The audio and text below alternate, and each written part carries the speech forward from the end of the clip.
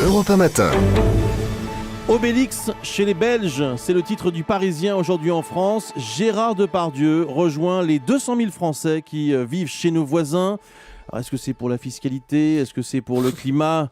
Je vous laisse évidemment juge. Le staccanoviste du cinéma, 200 films au compteur, a posé ses valises à Néchin.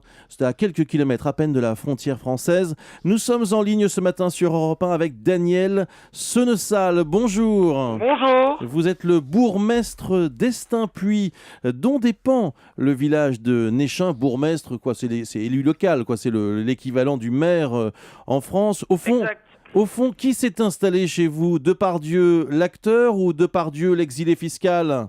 Oh, peut-être les deux, me semble-t-il. En tout cas, on n'a pas eu l'occasion de parler de l'exilé fiscal, mais on a eu l'occasion de discuter sur ses motivations de son arrivée, en tout cas dans ce coin-là de Belgique, et des projets qu'il compte y mener. Et donc, c'était une conversation très conviviale, très généreuse, comme il peut l'être, et donc ça s'est hyper bien passé. Pourquoi est-ce qu'il... Alors, c'était vendredi, je crois. Vous avez signé ensemble les papiers pour l'installation de Gérard Depardieu, l'achat de cette maison. On parle de 200 000 euros. Pourquoi vient-il chez vous ?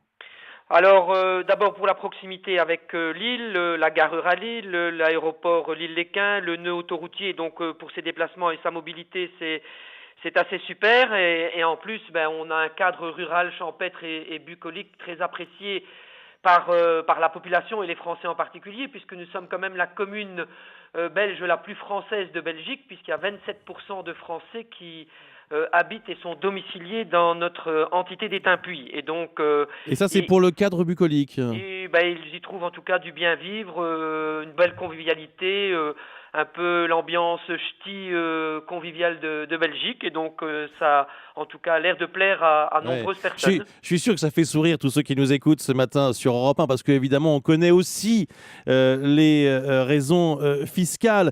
Et vous en avez parlé un petit peu d'ailleurs avec Gérard Depardieu, c'est pas un secret? Non, c'est pas un secret, mais je pense aussi qu'il faut plaider pour une harmonisation fiscale au sein de l'Europe.